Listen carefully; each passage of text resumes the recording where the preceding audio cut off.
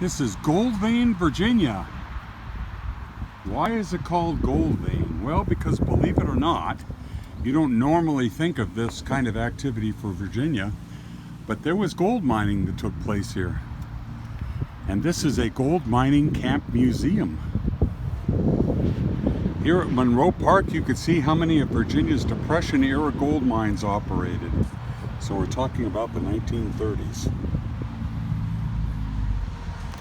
Gold mining in Virginia. Many people don't realize that the Old Dominion was once home to numerous gold mines. Well, I certainly didn't know that. In fact, a vein of gold that stretches from Maryland to Alabama passes through the Commonwealth. Individuals were mining the metal in Virginia as early as 1806. Large-scale mining followed in the 1830s. Here's the assay office. After the gold was loosened from the ore, you would have taken a sample into the assay office. Inside, an assayer would use various methods to determine its purity and value. And this is a Fauquier County facility extracting gold. Cold chisels using chemicals. Determining the purity and the value of gold. Yep, California gold. I know a thing or two about that, being from LA, but once again, I had no idea. It's a feature of Virginia. And yep, Todd's the gold man here. Let's see if I can get good light. There we go. And he gave me an actual sample of gold found in this area. Found in this area? Yeah, found in the creeks in the area. Found in the creeks. Look at that. And about how much is this worth? This is probably not quite a quarter of an ounce. Uh-huh.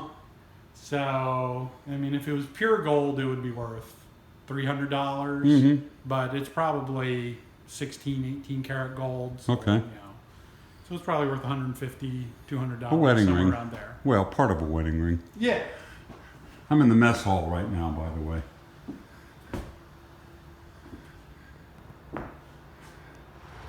Hornet balls. Chances are they crush chunks of ore into pebbles. Oh. I think we would emphasize the chances are portion. Not thoroughly documented. Not documented at all. They Not were documented laying along at the side of the road here, but on an old mine site. Oh. And so everybody knew that, you know, people who lived around here knew that they were there. Uh-huh. And because you could see them from the road. Yeah. It was just kind of the, you know, this is the story we heard. And the idea was that you threw the quartz inside and used them as a ball mill. Okay. But they're made of concrete, and quartz is a lot harder than Concrete. So, oh, I see what you're saying, yeah. So if that's how they were used, they probably weren't very successful. No. or efficient. All right.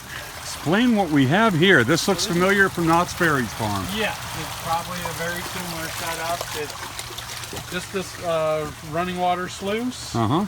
And so this isn't really how they would have been mining for gold. Because when they were mining, they were digging out, you know, tons and tons of quartz to get ounces of gold. This is more, you know, what the recreational prospectors do.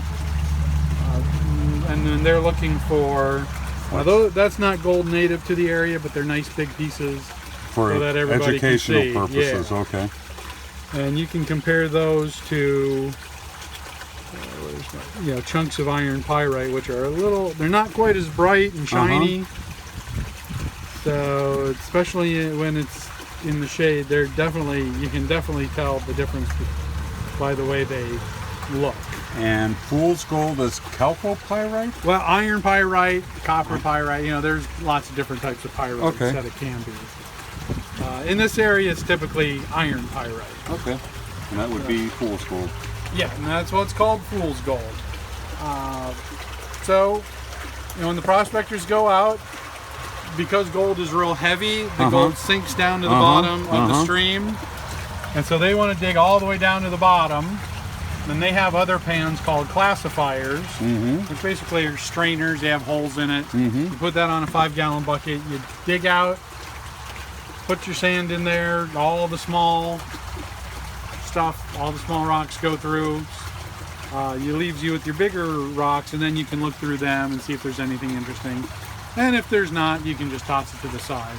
And they have a series of those, and then you can keep straining out, classifying out the sand until you get it to about the size you want, which is typically around here. And now, because it's all been mixed up, what you're trying to do is get the gold to sink down to the bottom of the sand layer here. And there's a technique, yeah.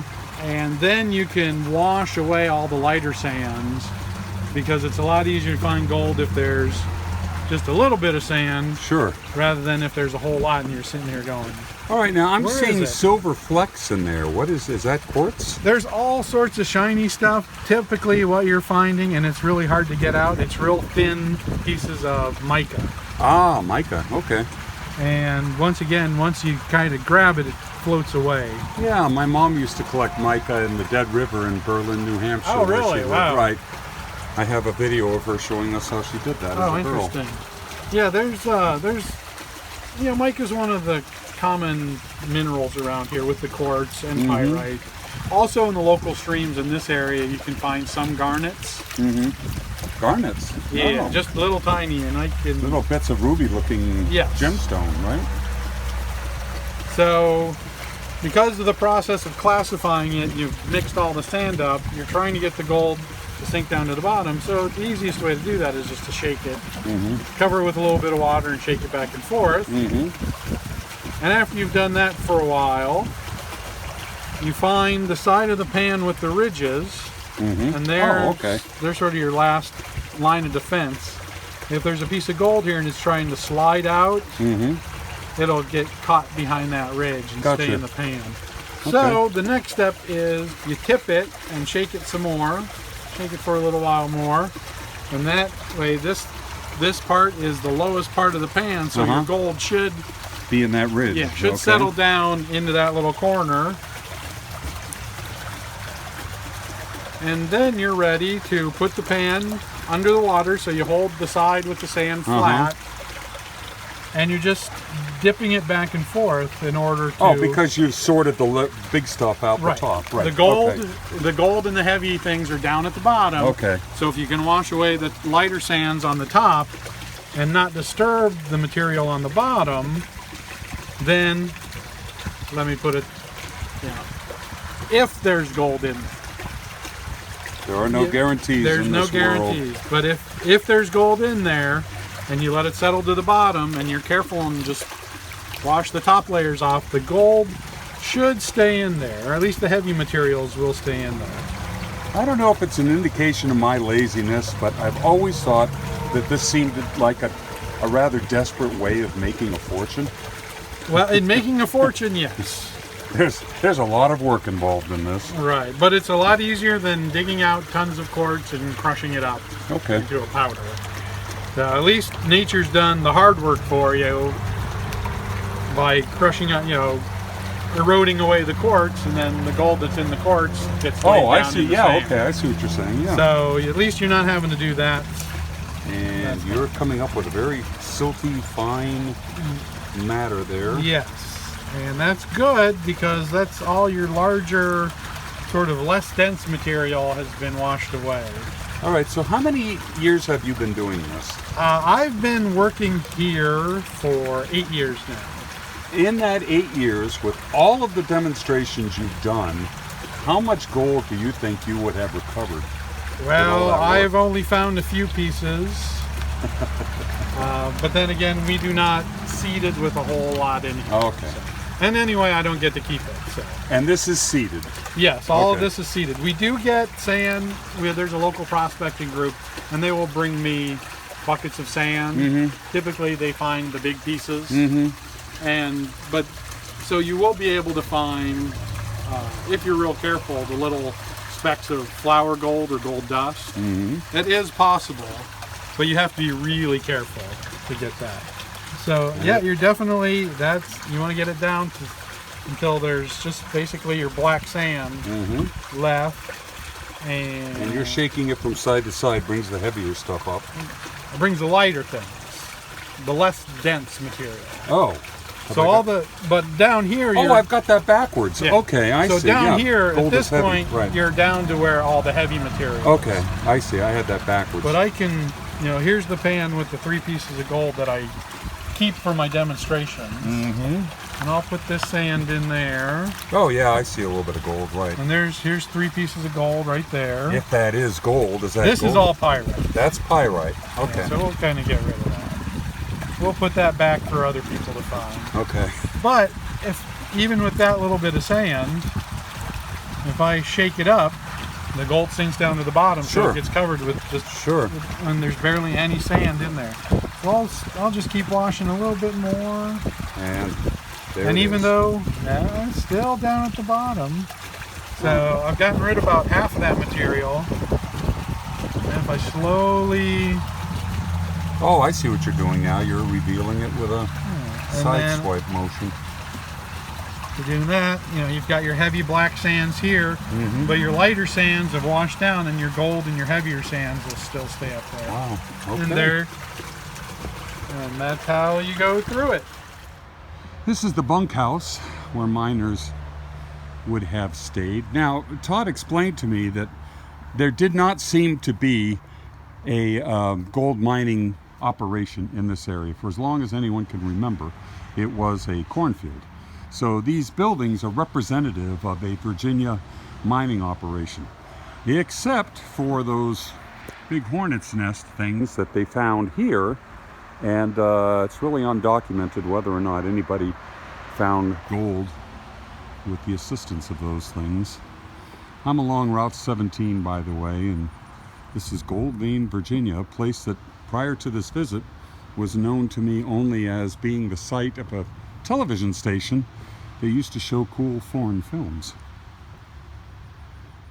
Life in the bunkhouse. Actually, as a former Civil War reenactor, this looks like Civil War heaven. I mean, you get a bunch of guys staying here overnight, dressed appropriately. People come in to visit them and sit around, play cards, do some drill out on the grass there, and you have yourself what is called a living history weekend. This seems to be really, really well done by the county. Camp life. Yes, indeed.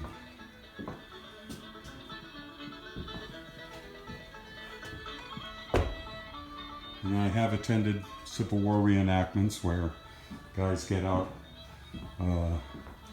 what's it called, a washboard, bass and guitars, and have music.